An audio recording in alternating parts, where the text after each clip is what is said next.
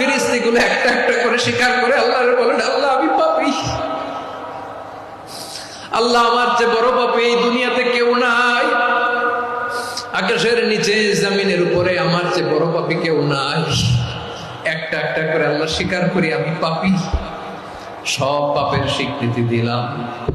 পৃথিবী না জানুক আমি তো জানি, আমি কি পাপ করেছি, হায় আমার পাপের করলে বিচার, বাঁচার আমার নাই উপায়।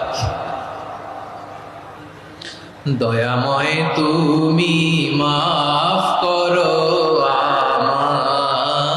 আমায়, মাফ করো আমায়। আল্লাহ তাআলা যদি দয়া করে আমাদেরকে মাফ না করে, আমাদের বাঁচার কোনো উপায় নাই। আপনি কি ভেবেছেন আপনার নামাজ দিয়ে আপনি জান্নাতে যাবেন? আপনি তাহাজ্জুদ গুজার, সেজদা দিতে দিতে কপালে দাগ ফেলেছেন, এটা আপনারা জান্নাতে নেবে না? আপনি এলাকার সবচেয়ে বড় হাতেম তাই দানশীল, এই দানের ভরসায় বসে আছেন, কুশ্চিন কালো ভাব।